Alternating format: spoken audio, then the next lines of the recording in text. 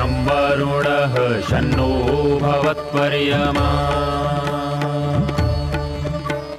शन्न इन्द्रो बृहस्पतिः शन्नो विष्णुरुक्रमः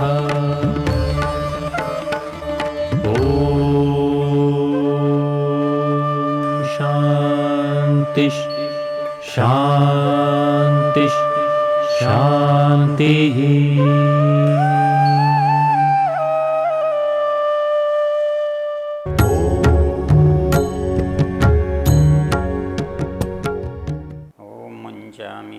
हविषा जीवनायकम् अज्ञातयक्ष्मादुतराजयक्ष्मात् ग्राहिर्जग्राह यदि वै तदेनं तस्य इन्द्राग्निप्रममुक्तुमेनम्। ॐ शान्ति शान्ति शान्तिः। हम इस वेद विज्ञान की चर्चा के प्रसंग में ऋग्वेद के दशम मंडल के 161वें सूक्त पर विचार कर रहे हैं। इस सूक्त की विशेषता यह है कि इसमें चिकित्सा बताई गई है, लेकिन चिकित्सा कैसे बताई गई है? यज्ञ के द्वारा। वैसे तो चिकित्सा का वेद से संबंध सहज है, क्योंकि वेद मनुष्य जीवन के समस्याओं का समाधान है, मार्गदर्शक है और हमें क्या करना चाहिए क्या नहीं करना चाहिए इसको बताने वाला धर्म ग्रंथ है।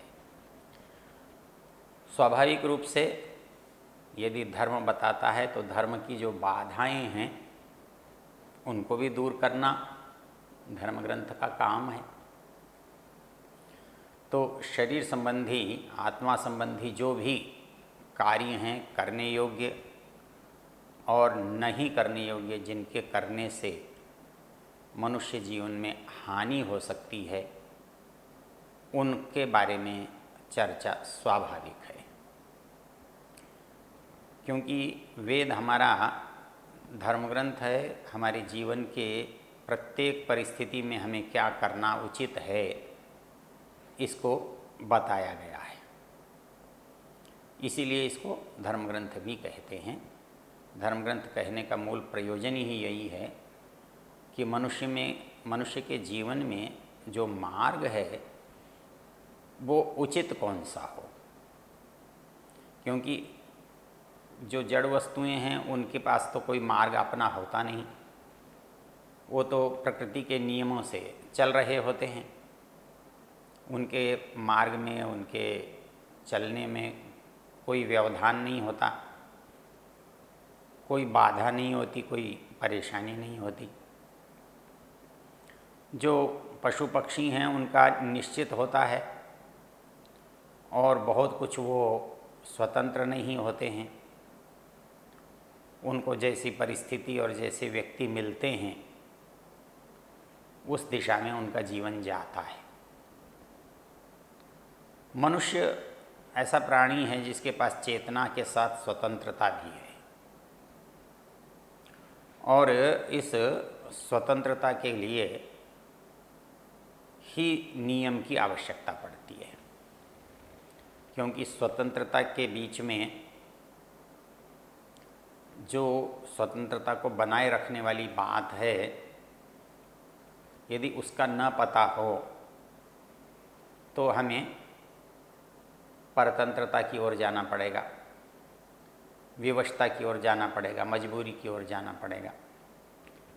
तो संसार में मनुष्येतर जितने प्राणी हैं, कुछ को प्रकृति ने विवश किया हुआ है, कुछ को मनुष्यों ने। तो इसलिए ये जो मिला है हमें अवसर,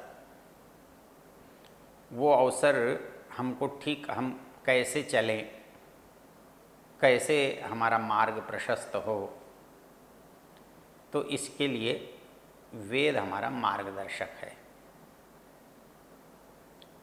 जैसा कि पीछे हमने आपसे चर्चा की थी, मनु महाराज ने कहा था, पितृदेव मनुष्याणाम वेदश्चक्षु सनातनम अशक्यंच प्रमेयंच वेदशास्त्रमिति स्थिति। अर्थात ये जो वेद है पितृदेव मनुष्य, मतलब संसार में मनुष्यों की जो श्रेणियां हैं, पितर जो बड़े हैं, देव जो विद्वान हैं, मनुष्य जो सामान्य हैं। मनुष्य मात्र तो सभी हैं, इनमें जिनके पास अनुभव आयु का बड़प्पन है उनकी श्रेणी पितर है, जिनके पास ज्ञान का गौरव है उनकी श्रेणी देव है, और शेष जो सहज बचे हैं, सामान्य हैं, जो न पितरों की श्रेणी में हैं न देवों की श्रेणी में हैं, वो सब के सब मनुष्य हैं। तो मनु महाराज कहते हैं पितृदेव मनुष्याणाम वेदश्चक्षु सनातन। मनुष्य जैसे आँख के बिना नहीं चल सकता, और चलता है तो उसको बहुत कठिनाई होती है। मनुष्य के पास आँख एक ऐसी चीज़ है जो उसको सभी विघ्न बाधाओं से बचाता है, मार्ग को प्रशस्त करता है। तो मनुष्य के लिए जैसे हमारे पास आँख है तो भगवान ने हमको सूर्य का प्रकाश दिया है। दोनों में से यदि एक चीज़ नहीं होती तो दूसरी अपने आप व्यर्थ हो जाती। यदि हमारे पास नेत्र न होते तो सूर्य के प्रकाश का कोई अर्थ नहीं था, और यदि सूर्य का प्रकाश है और हमारे नेत्र न हो तो सूर्य प्रकाश का हमारे लिए कोई उपयोग नहीं है। तो एक बात परमेश्वर बाहर से दे रहा है और दूसरी बात परमेश्वर हमारे अंदर रख रहा है। तो बाहर से हमें सूर्य का प्रकाश मिल रहा है और अंदर से परमेश्वर ने हमारे अंदर नेत्र ज्योति प्रदान की है, और ये दोनों मिलकर के हमारे जीवन को सार्थक, सहज, सफल बनाते हैं। तो जैसे शारीरिक भौतिक स्तर पर, सृष्टि के संसार के स्थूल स्तर पर नेत्र और प्रकाश का संबंध है, वैसे ही इसके सूक्ष्म स्तर पर बुद्धि और ज्ञान का संबंध है। मनुष्य को परीक्षण करने के लिए, विवेक करने के लिए, जानने के लिए, विचार से देखने के लिए बुद्धि दी है। तो बुद्धि हमारे नेत्र स्थानीय है। तो यदि बुद्धि रूप नेत्र हमारे पास हैं तो हमारे पास कोई ऐसा प्रकाश भी होना चाहिए जिसमें वो बुद्धि इस संसार को देख सके।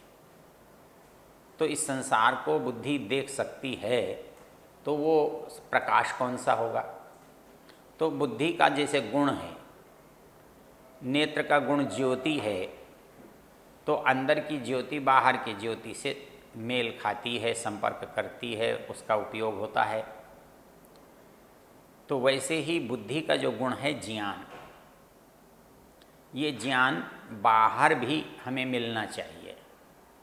तो यहाँ सूर्य की तरह तो है नहीं, और सूर्य की तरह संभव भी नहीं है, क्योंकि जो चीज़ हमारे अंदर है उसके लिए तो कोई अंदर जा सकने वाली, पा सकने वाली वस्तु चाहिए। जैसे सूर्य बाहर है और हम इसका उपयोग बाहर से करते हैं, तो वैसे ही बुद्धि हमारे अंदर है और उसका उपयोग हम अपने अंदर कर सकें, ऐसी चीज़ जो सूर्य की तरह हो, प्रकाशमान हो।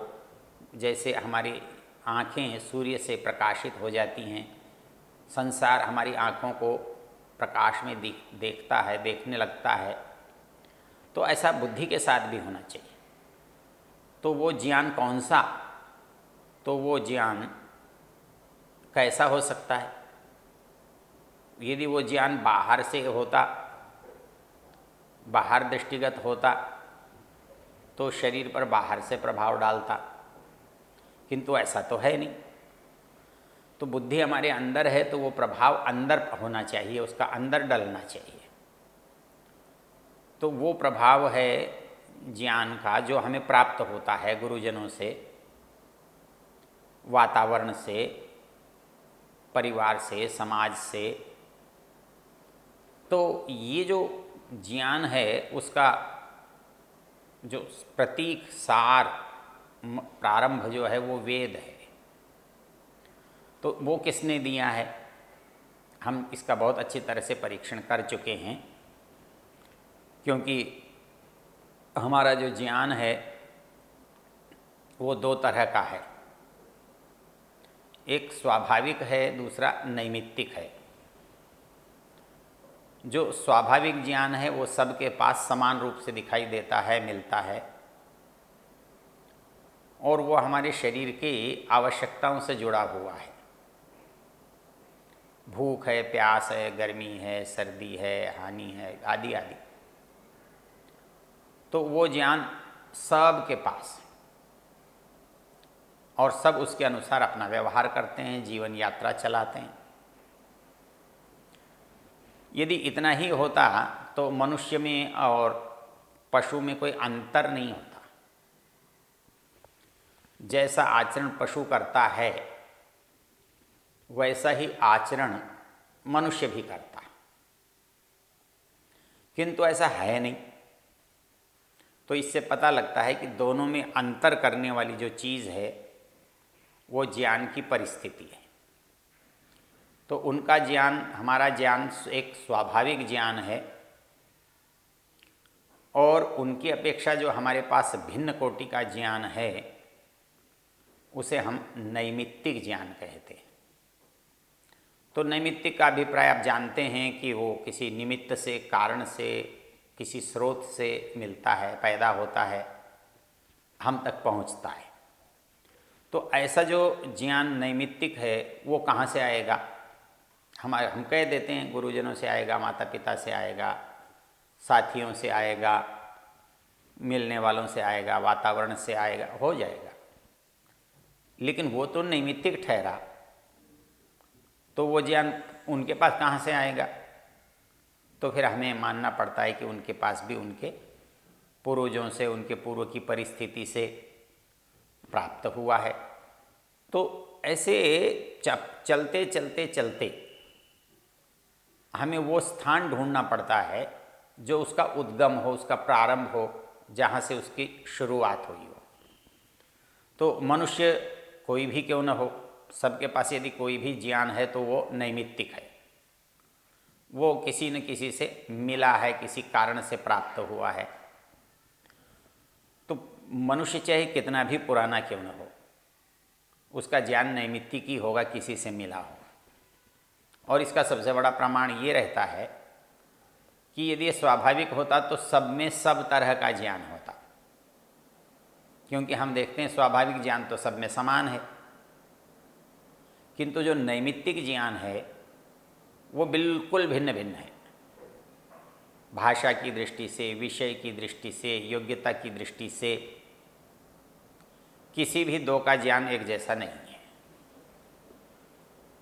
तो ये भिन्नता जो है, वो भिन्नता जो आ रही है वो ये बता रही है कि जिसको जो मिला उसका हुआ, जो नहीं मिला उसका नहीं।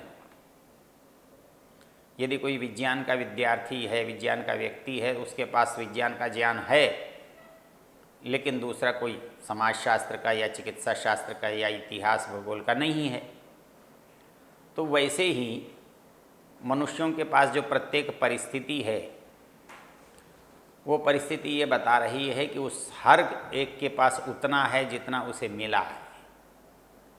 जो उसको किसी कारण से मिल नहीं पाया वो उसके पास नहीं है।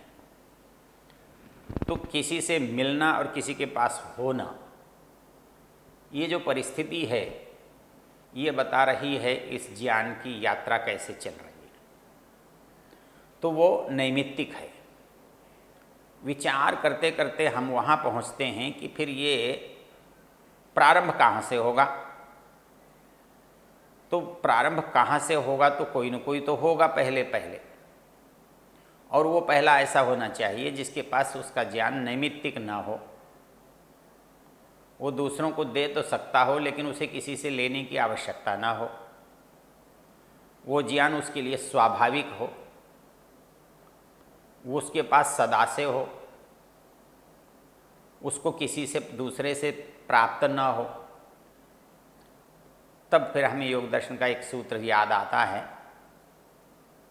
स एष पूर्वेशामपि गुरु कालेन अनवच्छेदात्।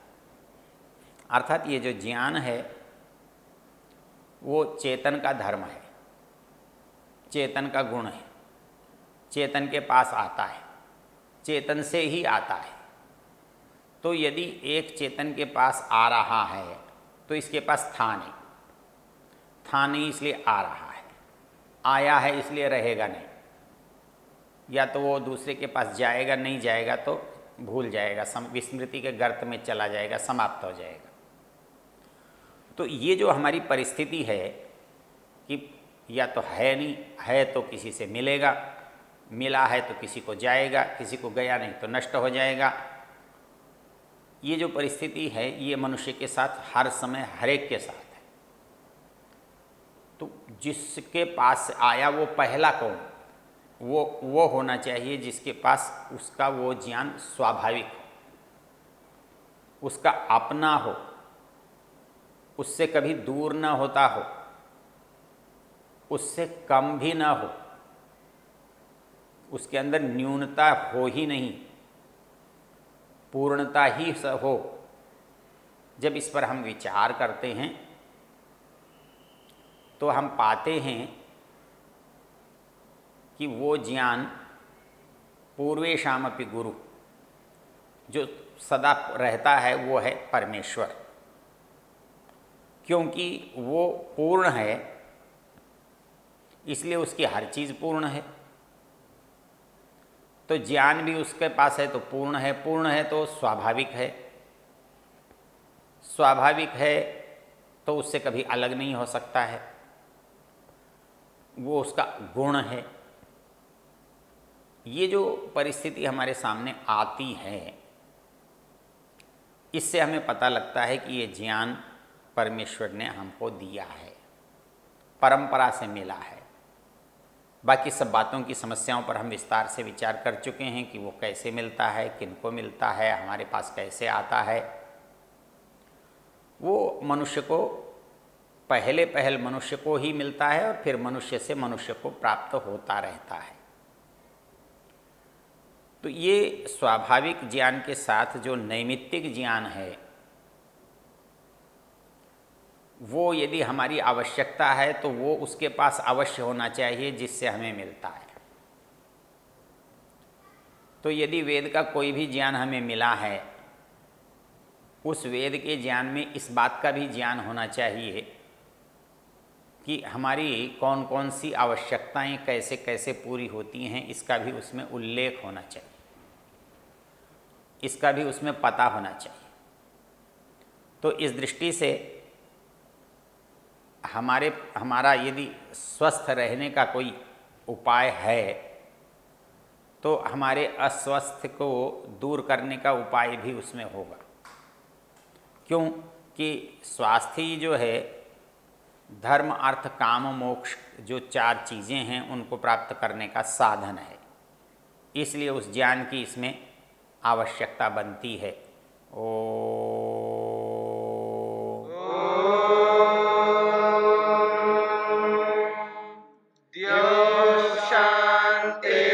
शांतिरंतरिक्षं शांतिर्पृथिवी शांतिरापः शांतिरोषधयः शांतिः वनस्पतयः शांतिर्विश्वे देवा शांतिर्ब्रह्म शांति सर्वं शांति शांतिरेव शांति क्षमा शांतिरेधि। ओम शांति शांति शांति।